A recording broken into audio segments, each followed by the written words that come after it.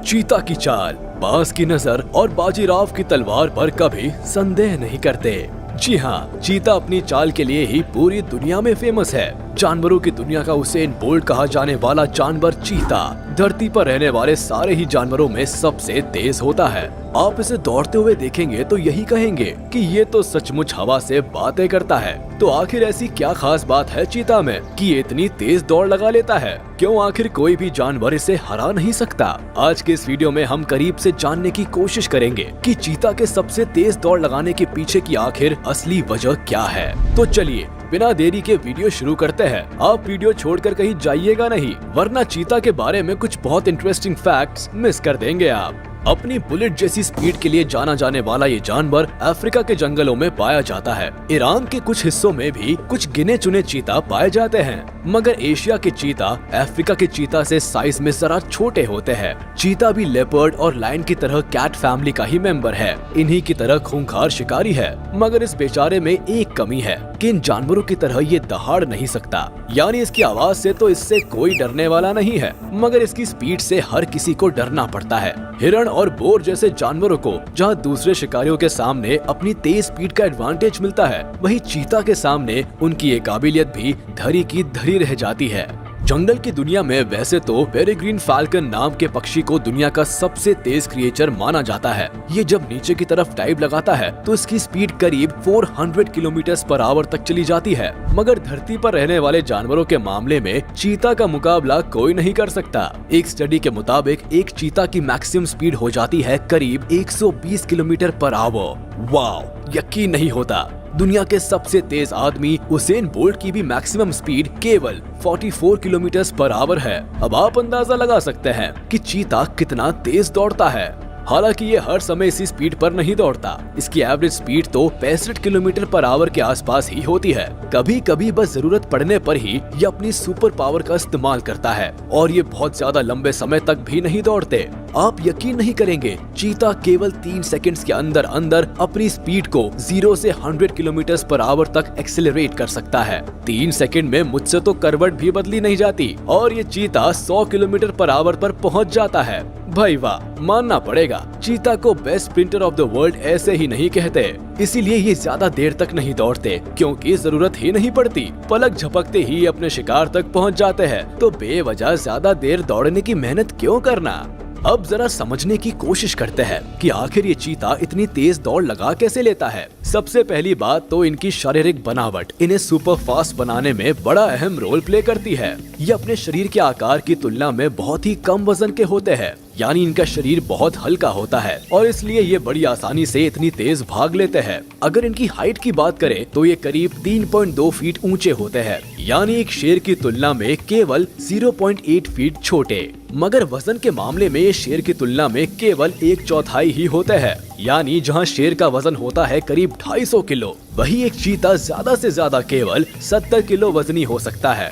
वैसे ज्यादातर चीता तो केवल 55 किलो के आसपास ही होते हैं। इतना हल्का फुल्का होने की वजह से ही इनकी स्पीड इतनी ज्यादा होती है। इसके बाद नंबर आता है इनके सिर का। इसके सिर की बनावट ऊपर की तरफ से बिल्कुल फ्लैट होती है, और इसका सिर आगे की तरफ थोड़ा उठा हुआ होता है। यही वजह है कि दौड़ते वक्त एयर रेजिस्टेंस का चीता पर कोई खास फर्क नहीं पड़ता। ये हवा को बिल्कुल चीरता हुआ आगे बढ़ता है। इसके अलावा चीता के हिप्स कुछ ऐसे शेप में होते हैं कि चीता को दौड़ते हुए टर्न लेने की सिचुएशन में एक stable centre of gravity provide करते हैं, जिससे चीता का बैलेंस बना रहता है और वो दौड़ते वक्त शार्प टर्न्स भी आसानी से ले पाता है। इसके अलावा इनकी पूंछ दौड़ते वक्त बिल्कुल एक रबर की तरह काम करती है, जो चीता को टर्न करते वक्त हिप्स की ही तरह बैलेंस बनाने में मदद करती है। अब बात करते हैं इनके आगे वाले पैरों की। इसके शोल्डर्स की हड्डियां कॉलर बोन से अटैच नहीं होती, जिसका मतलब है कि अपने आगे वाले पैरों को ज्यादा आगे तक फैला सकते हैं और अपने पिछले शरीर को आसानी से आगे की तरफ खींच सकते हैं, यानी इसकी छलांग बहुत लंबी हो जाती है। इसके साथ ही इसकी रीढ़ की हड्डी की बनावट कुछ इस तरह की होती है कि ये बिल्कुल किसी स्प्रिंग की तरह बिहेव करती है, यानी हर छलांग के साथ ये स्ट्रेच होती है और फिर सिकुड़ती है। रीढ़ के स्प्रिंग जैसे बिहेवियर से दौड़ते वक्त एक एक्स्ट्रा पुश मिलता है, जो दौड़ने की स्पीड को बढ़ा देता है। इनके शरीर के बाल भी बाकी जानवरों की तुलना में थोड़े कड़क होते हैं, जो दौड़ते वक्त शॉक यानी झटकों को ज्यादा अच्छी तरह से एब्जॉर्ब कर लेते हैं। इनकी नाक के नथुने भी बाकी जानवरों की तुलना में थोड़े ज्यादा बड़े होते हैं ताकि ज्यादा से ज्यादा हवा फेफड़ों तक जा सके और खून का ऑक्सीजन की बराबर मात्रा मिलती रहे। दौड़ते वक्त एक चीता 1 मिनट में 60 से 120 बार सांस लेता है। इसी बात से आप समझ सकते हैं कि इतना तेज दौड़ने के लिए कितनी ज्यादा एनर्जी की जरूरत पड़ती है।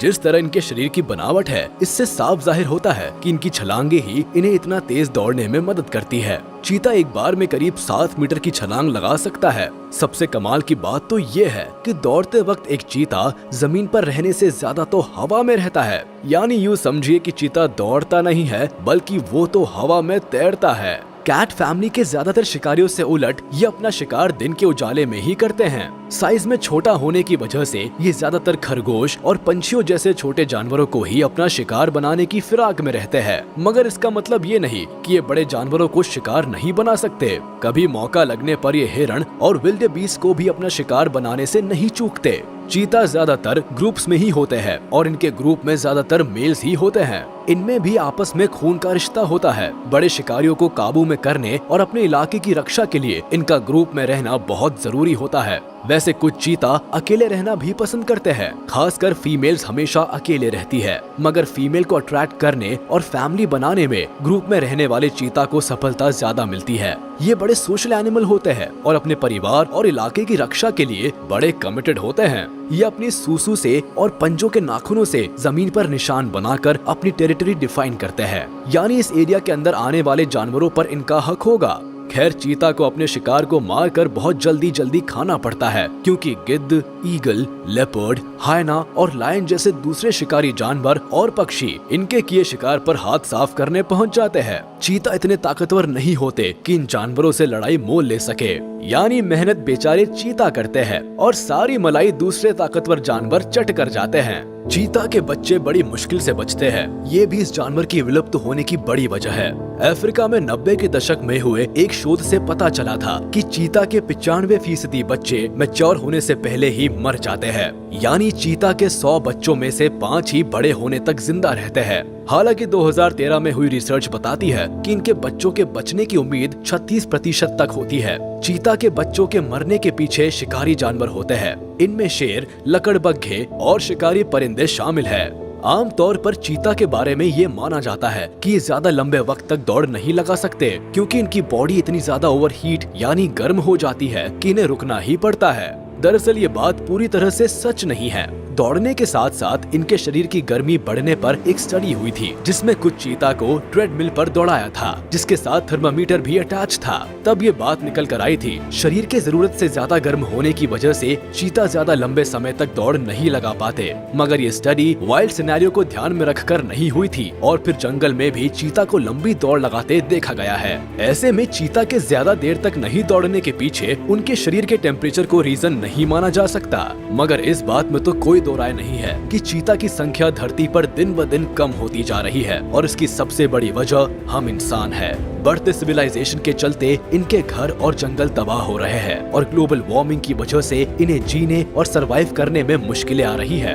इनके चमड़े के लिए भी लगातार इनके शिकार की खबरें आती रहती है। अरब देशों में चीता के बच्चों को पालने के लिए खरीदा जाता है। इनकी कीमत $10,000 यानी लगभग 75 लाख रुपए के आसपास तक पहुंच जाती है।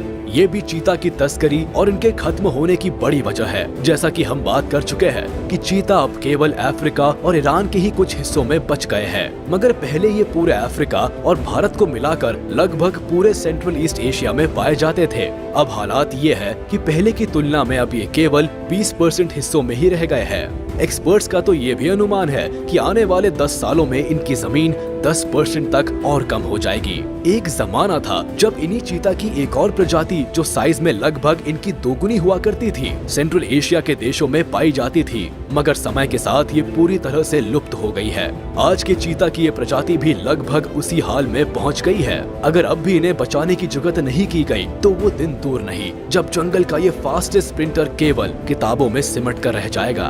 तो मेरे ख्याल से अब आपको धरती पर रहने वाले दुनिया के सबसे तेज जानवर की फुर्ती और स्पीड पर कोई शक नहीं रह गया होगा। मुझे कमेंट में जरूर बताइएगा कि आपको ये वीडियो कैसी लगी और चीता आप में से किन लोगों का सबसे पसंदीदा जानवर है। आज के वीडियो में बस इतना ही। उम्मीद है आपको वीडियो पसंद आई होगी, तो हमारे इस वीडियो को लाइक कर दे और अगर आपने अभी तक हमारे चैनल को सब्सक्राइब नहीं किया तो तुरंत कर दे और बेल आइकन को भी प्रेस कर दे ताकि हमारे नोटिफिकेशंस आप तक जल्द से जल्द पहुंच जाए।